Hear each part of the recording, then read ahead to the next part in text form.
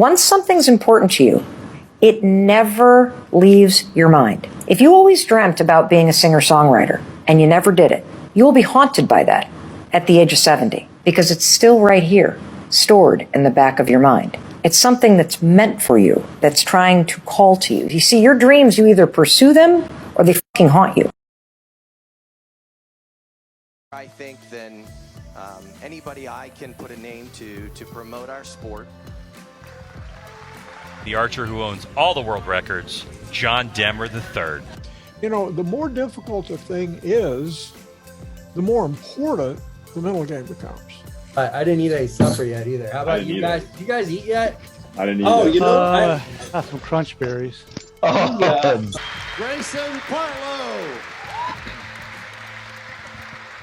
It's like me taking 3 or 4 years off your eyes just because I weakened that prescription in the shooting eye. And don't put everything into my shot that I should, that I get a lot of drop on those heavy arrows. It's dropping all the way down. He said, well, you might want to think about going to a lighter arrow and string walking. And that's what got that started. So. Welcome back to the podcast. I am here with Dale Brubaker. Brubaker, how do you say it? Brubaker. From the Lancaster Archery Foundation. Now, this is a long-awaited podcast. This podcast is, I guess it's outside the box of what I normally do, whether it's the Barebow Project or the Peak Archery Podcast, because those are often like educational and coaching and equipment and tuning and this tournament and that tournament.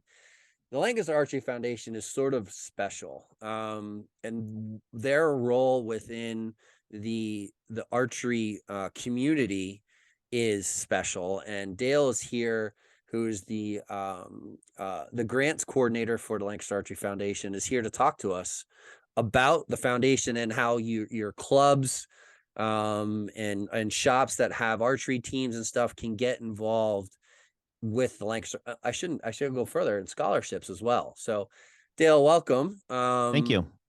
You've been with Lancaster for a while in other capacities, but now do you want to just talk about like what your role is, and let's talk about how the foundation got started? Sure.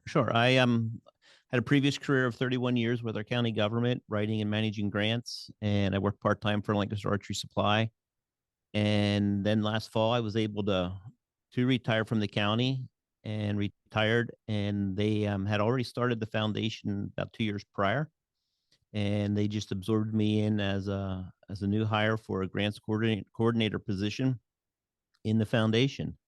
So I kind of left the county government and rolled right into Lancaster Archery Foundation. And as opposed to being a grantee, now I'm a grantor. So I help clubs get their applications together, make sure they have everything that complies with both our requirements and also the IRS requirements, and then present the information to the board of directors for the foundation. They make the decision as to who they're going to fund and who they need more information from, and so forth.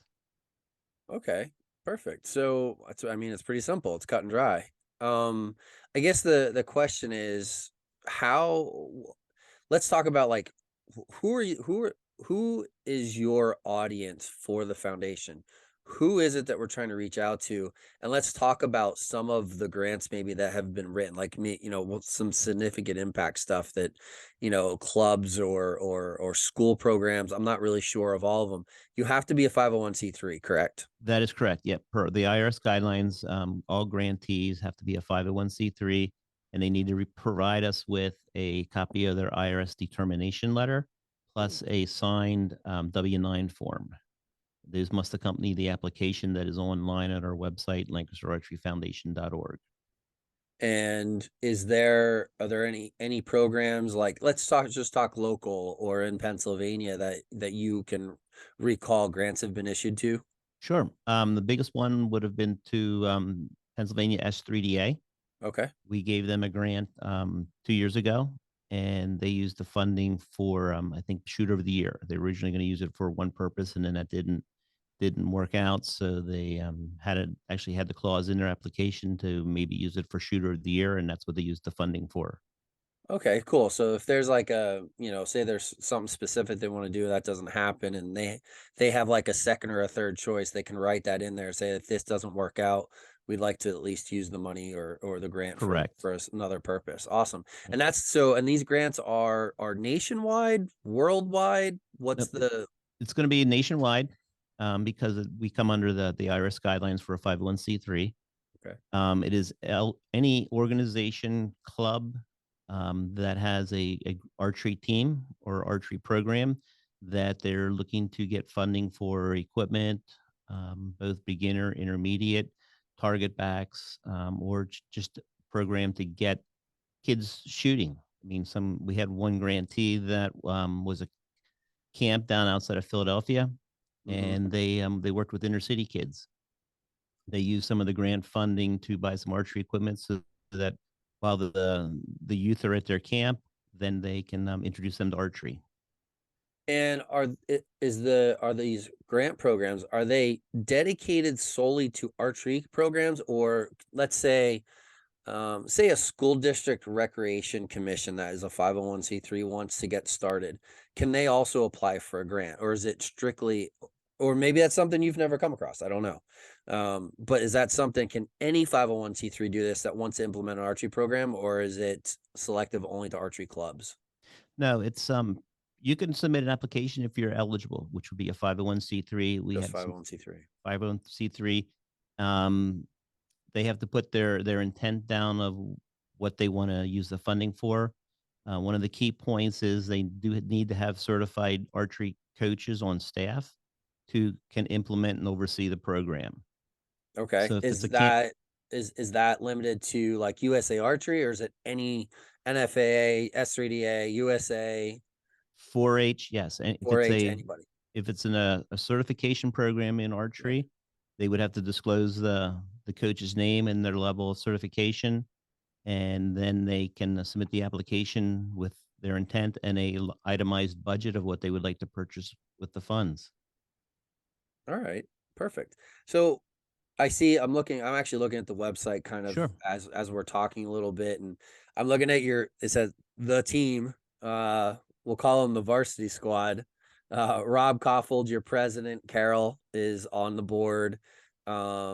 Steve Yoder, Eric Yoder, Jared Weaver, and Emily Samuel. I don't know if Correct. I know Emily. Know all the other guys though. Yep, So she's our controller. okay. Oh, okay. So I guess naturally, and I probably should have led with this, but it's fine.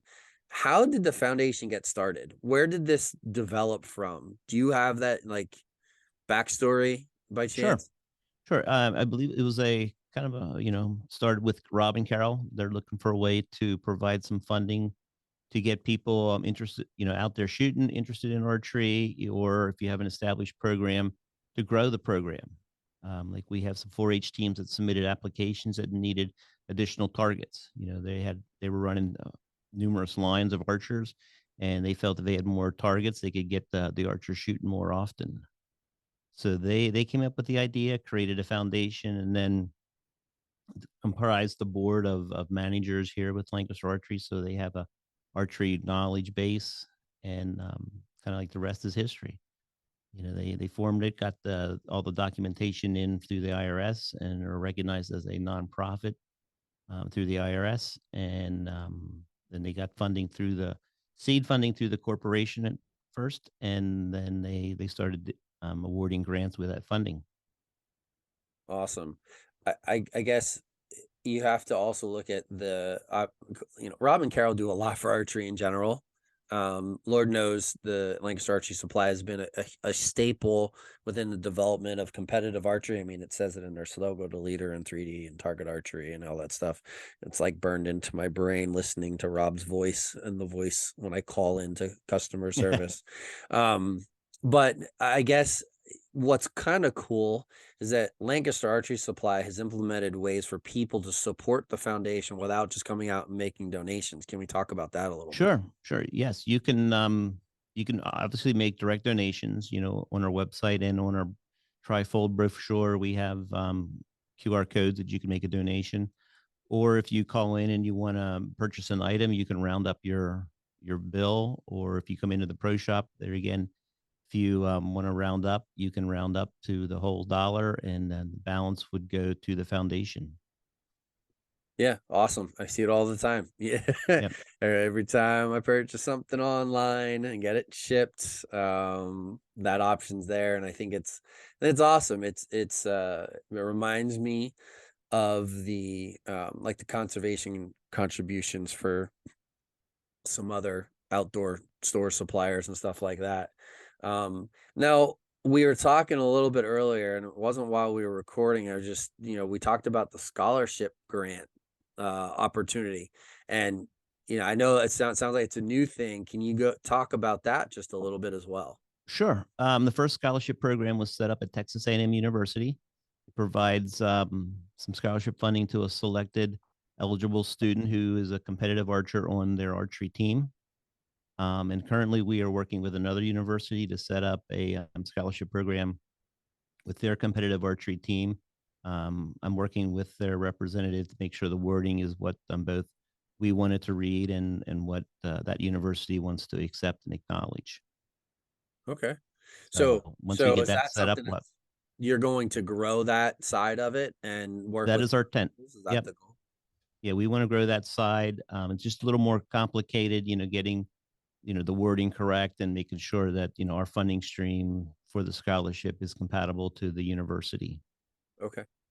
Is there any criteria to that, or can any school potentially reach out and inquire?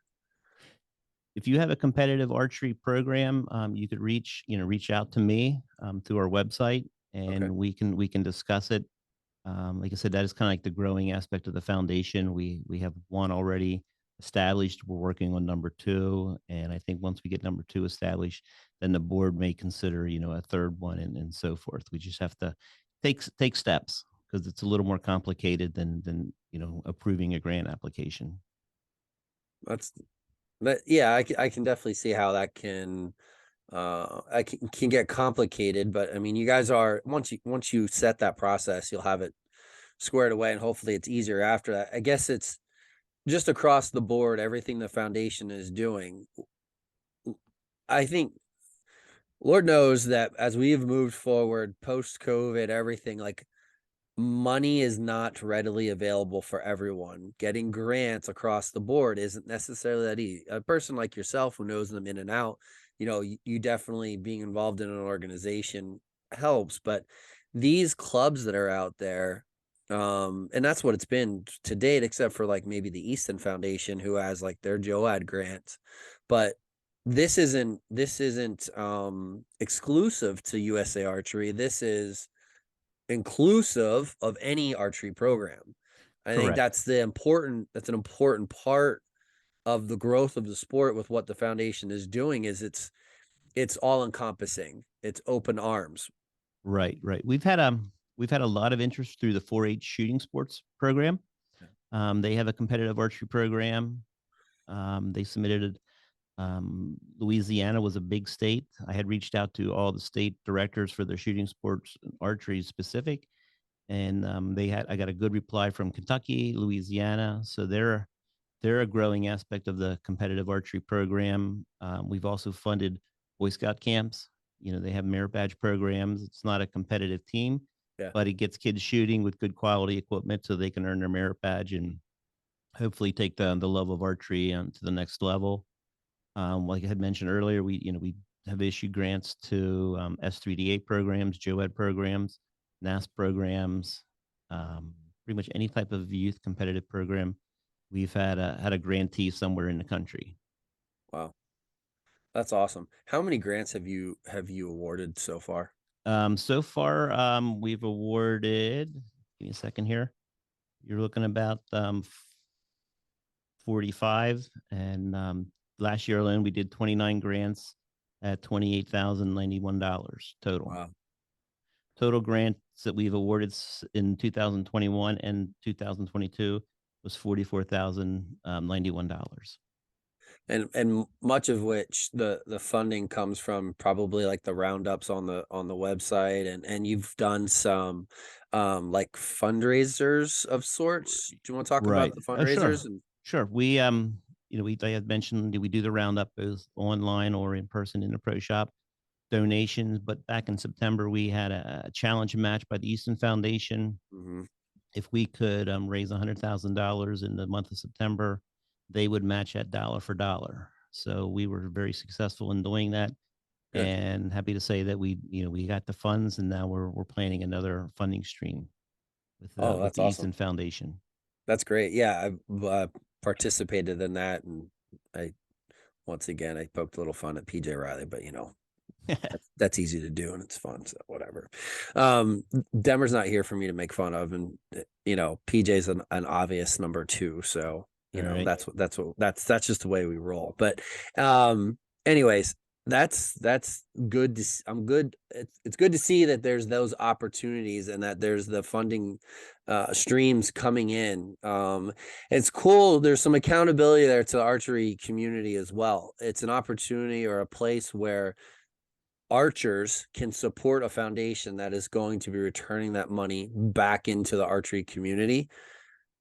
You just can't replace that. Like we own the success of the foundation and the growth of the sport in that regard. We have that ability to give back and contribute to that growth. So that's amazing. Is there anything else or like special criteria or anything that you want to talk about, or something you really want to hone in on? Yeah, a couple of things too is like I said, the focus is on competitive archery, but we also provide grant funding to camps as long as they're a 501c3. We had a camp that was a grantee that's in upstate Pennsylvania that deals with handicapped children. I mean, very slim chance that they're going to go in competitive archery, but they were given the opportunity to shoot a bow and arrow that they probably never would have gotten if they hadn't gotten grant funding to buy the equipment for the youth. Oh, wow. So that's kind of the neat aspect of this program. But not only are we, looking at, competitive collegiate archers, but we're also looking at just getting kids who normally may not have the opportunity to shoot a bow and arrow out there on the range and have the time of their life shooting, archery. Yeah. But we do, like I said, we look at 4-H, S3DA, NASP. Even like I said, if it's a camp or an organization, it's a 501c3 that has an archery program that they compete or want to grow, seriously consider looking at our grant applications. It's not a very involved application. 2 things that we do need to accompany the application is going to be your IRS determination letter and a W-9. I would say of all the applications I get, that is the 2 points that are the biggest holdup for getting the applications before the board. The IRS determination letter is needed so that it states that the organization is a 501c3. If they don't submit that, we can't take the application to the board, nor if they submit a state sales tax exemption form, we can't accept that. That's just IRS guidelines. So 3 parts: the application, itemized budget is very helpful, and then the W-9 and the determination letter. Perfect. It's simple, simple and to the point.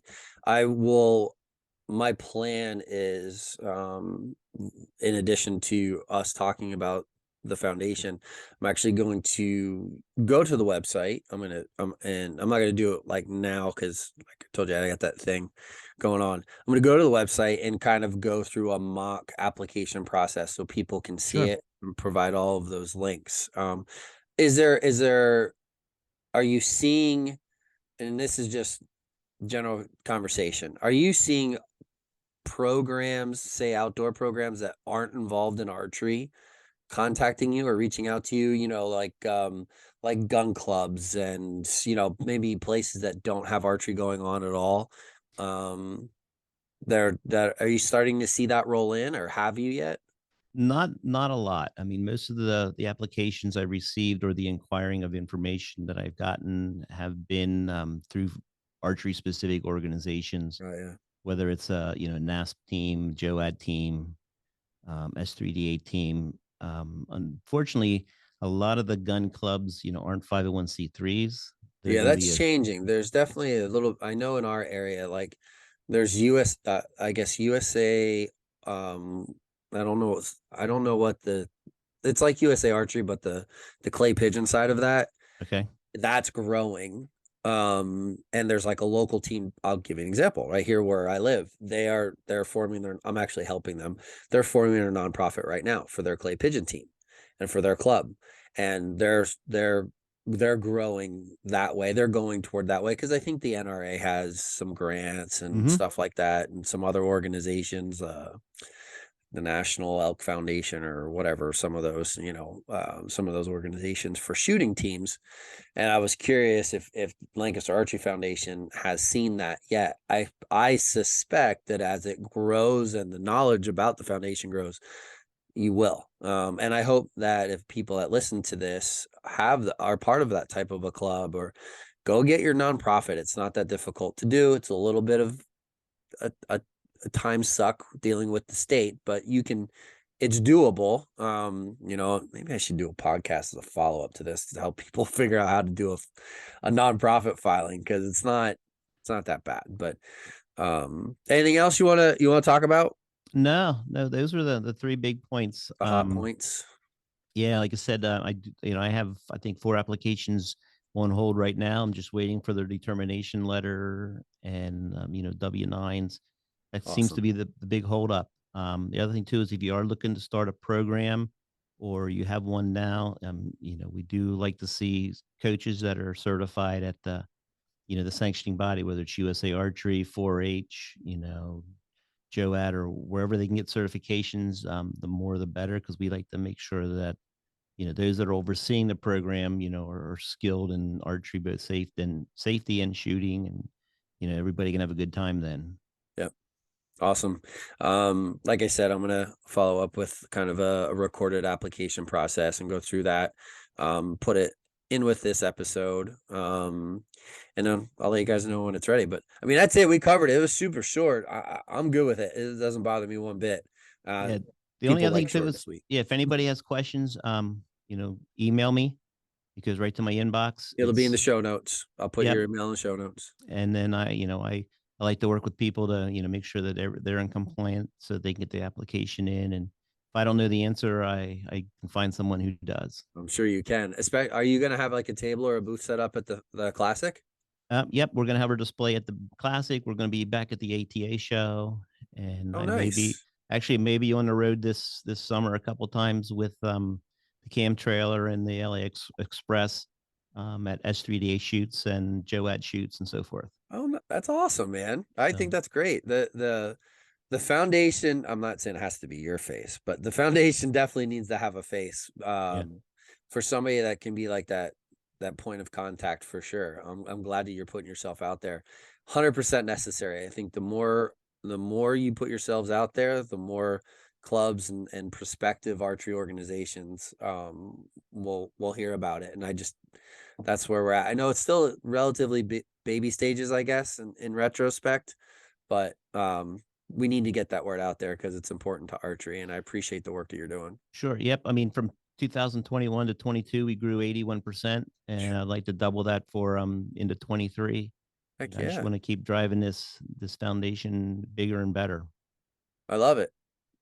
Good job, man. Excellent Thank work. It is a small piece of this community that has been missing, and you guys are definitely, I shouldn't say missing. There's some others out there doing it, but not quite to this scale. And it's really filling a necessary void in the growth of archery. So, and I recognize that. That's why you're on this podcast, and I appreciate all that you're doing, and Rob and Carol and everybody else as well. And thank you. And like I said, again, any questions, shoot me an email. I will get you the answer or help you every way I can. Perfect. I will put it out there. Thanks so much for joining the Barebow project, and I'm putting it on the Peak Archery also. Just whatever exposure we can get, I'm putting it out there. Thank you. And we'll see you. I'll be sure to seek you out at the Classic. That's probably. I'll be looking for you. All right, man. All right, Thank you so care. much. You as well. Thanks.